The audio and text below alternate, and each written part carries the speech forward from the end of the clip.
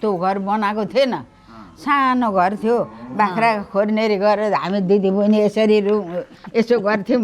अनि मामा गएर टाउको जुधाइदिनुहुन्थ्यो। मामा गएर हामीलाई टाउको जुधाइदिनुहुन्थ्यो। अनि दिदी बहिनी रुँदै रुँदै काम गर्न यहाँ जानुपर्ने, यहाँ लुक्यौ भनेर ठक्क टाउको ठोकाइदिनुहुन्थ्यो। जान्थ्यौँ हामी। अनि दिदी बहिनी नै जान्थ्यौँ रुँदै।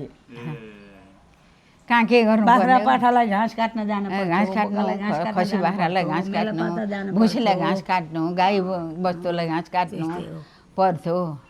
अनि हामी चाहिँ कहीँ जाँदा पनि हामी छुट्टिँदैन थियौँ के, कहीँ जाँदा पनि छुट्टिँदैन थियौँ। धेरै राम्रो थियो। आमा चाहिँ गाली गर्नुहुन्न थियो, काम गर्दाखेरि दाजु नै गरेनन् भनेर गाली गर्नुहुन्थ्यो धेरै। तर मिल्नुहुन्थ्यो पहिले, दुईजना मिल्नुहुन्थ्यो। हामी त बहुत मिल्थ्यौँ बाबा। हामीले बाजो जुजो गरेको थाहा छैन। हामी त बाजो जुजो गर्दैन थियौँ कहिल्यै पनि। माइलीसँग चाहिँ माइलीसँग त हामीसँग नहिँड्नु, खाजामा पनि पर्थ्यो। धेरै वर्ष जेठिन्छ। उनले खाजा बनाइन् भने नि उनलाई चाहिँ तेल धुलो पारी पारी रोटी हाल्थिन्। हामीलाई चाहिँ सुक्खा, दिदी बहिनीलाई चाहिँ हामीलाई चाहिँ सुक्खा। मकै भुटिन् भने मकै भुटेर भाग लाइन् भने उनलाई तेल हालेर भटमास धेरै हालेर हामीले देख्छौँ भने मुनिबाट भटमास अनि माजामा मकै हालेर अनि माथिबाट भटमास हामीलाई जति दिएको त्यति भनेर। तपाईँहरू चाहिँ कति वर्ष जेठा कान्छा हो? 2 वर्ष। तपाईँहरू दुईजना? माइलीले चाहिँ अब त 6-7 वर्ष दाजुभाइहरू खेर गएका अरे। उनको बोलीचाली नै काम गराइ नै बेग्लै, उनको बेग्लै नै थियो चाल, हामीसँग मिल्दैन थियो। त्यहाँदेखि पछि दिदी, त्यहाँदेखि पछि म 2 वर्षपछि मिल्दैन थिएन हामीसँग। बुवा त के, बुवाको त अब अनि त्यत्तिकै पछाडि अनि यसो सानो झुप्रो भएको घर थियो। अनि पछि उहाँ को भनेको हजुरआमालाई बिहा गरेपछि अनि ठुलो घर बनाउने भयो। अनि ऊ चाहिँ ठगेर काम गर्ने क्या, ठगेर काम गर्ने। अनि हामी चाहिँ मरी गर्ने, सकी नसकी गर्ने, पानी बोक्ने, टिनमा पानी बोकेर, जोर टिनमा पानी बोक्थेँ म, जोर टिनमा पँधेराको पानी टिनमा जोर टिनमा पानी बोक्थेँ। ढुङ्गा बोक्थेँ, ढोकाभरि ढुङ्गा, एउटा टिनमा साल दिदी बोक्ने, म एउटा टिनमा बोक्ने, माल दिदी पनि एउटै टिनमा बोक्ने। एउटा मित लगाइदिएको थियो तिनको छोरी, आइता बिरे भन्थे। किन तल गैरीमा त्यहाँ थियो। अनि ती मित बाबु भन्थे यो छोरीको जति काम कसैले पनि गर्दैन, हत्तेरिका साह्रो गर्छ यो छोरी भन्थे।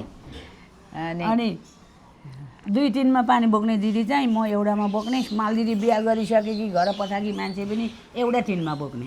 टिन भनेको चाहिँ तेल हाल्ने टिन क्या, ढोकामा हालेर बोक्नु, त्यसै नाम लाएर पछाडि त्यसै ठ्याप्प नाम लगाएर बोक्नु। अनि त्यसरी बोक्थ्यो। पल्लारका मामाको घरदेखि परतिर त्यहाँ यसो बिसाउने ठाउँ थियो, त्यहाँ अलिकति बिसाउँथेँ। अनि उठाउन अलिक गाह्रो हुन्थ्यो नि, पर देवीथानदेखिको पानी ल्याउनु पर्ने भयो त, उठाएर हिँड्थेँ हालमा ल्याउन आएर। देवीथानकै देवीथानकै पानी थिएन, म चाहिँ 2 टिनमा बोक्छु, यो चाहिँ खालि एउटा टिनमा मै बोक्छे। पर्सि बस्लिस् न घरमा झ्यालमा खुट्टा हल्लाएर भन्नु हो। सानो दिदीले मरी गर्न बस्लिस् झ्यालमा, कस्ता कस्ता आउने हुन् झ्यालमा बस्ने, तैँराडी बस्लिस् कस्ता अनुहारका आउँछन् झ्यालमा बस्ने। ठुली माइजूले, ठुली त बिहा गरेको थियो, हामी थाहा पाउँदैनौँ न ठुली भाउजू बिहा। म त थाहा पाउँदिनँ, तिमी थाहा पाउँछौ त? म थाहा पाउँदिनँ, अघि नै अलि थाहा पाउँछु।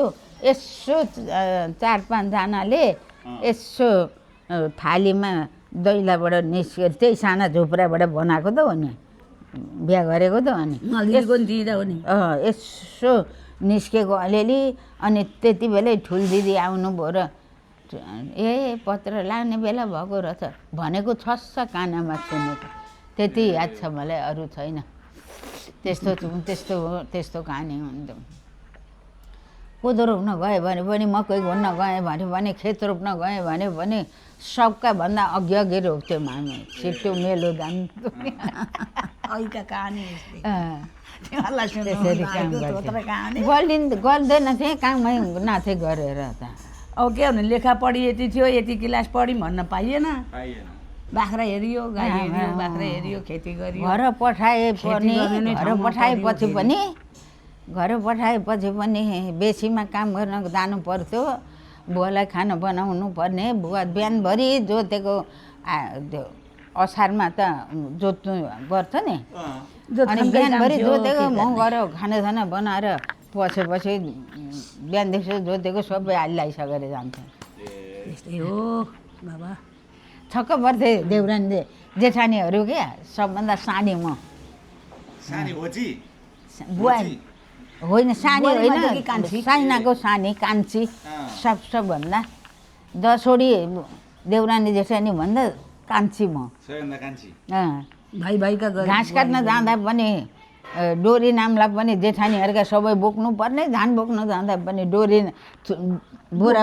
सबै डोका घप्टिएर। दाउरा खोज्न जाँदाखेरि अनि यहाँ अहिले भीमा भन्नुभयो नि भीमा कि आमा र म बराबरी जेठानीहरूका डोका बराबरी बाँडेर बोक्थेँ रित्तो डोको बोकेर जानुपर्ने दाउरा डोको मल बोको भने जेठानीहरूको बोकेर ल्याउनु पर्ने मल बोक्ने फरमा लानु बोक्दा पनि भारी लिएर गयो रित्तो भएपछि देउरानीहरूले नै बोक्नु पर्ने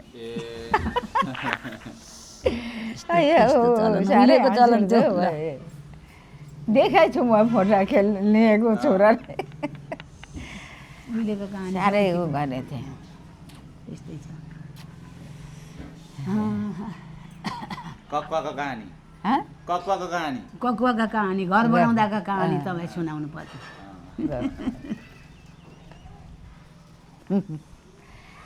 कोदो गैरीबारीमा कोदो रोपे एकवर्ष अनि 10 बजिसक्यो खाना जाउँ भन्दा मान्दैनन् लु रोपिरहेको तिमीहरू भनेर उनीहरू भन्दा सबभन्दा अगाडि मेलो लगेर यहाँ ल्याइ पुर्याएर आयो तिमीहरू चाहिँ भनेर हिँडे छोडेर म चाहिँ हिँडेँ दाजु यो जिद्दीवाल छ यो जिद्दीवाल हिँड अब भनेर दाजुले सबैजना आए धेरै धेरै दुःख गरेको छ त्यो ककुवामा त्यो घर लडेको सम्झिँदाखेरि रिस उठ्छ मलाई त्यो घर नछाएर लडेको हो नि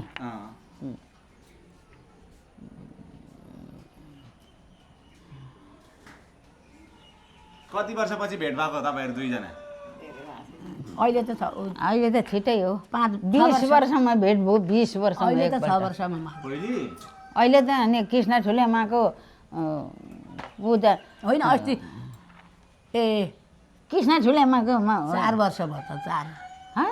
3 पुगेर 4 लागेछ 3 वर्ष भयो र 4 वर्ष भयो अहिले 4 वर्षमा भेट भयो पहिले चाहिँ 20 वर्षमा पहिले 20 वर्षमा तल कतिजनाले हानिसके मलाई स्कुल 54 मा हुँदा चाहिँ 20 वर्षमा अनि किन ढिलो आमा बितेको बेला बुवालाई लिएर गएकी थिइन्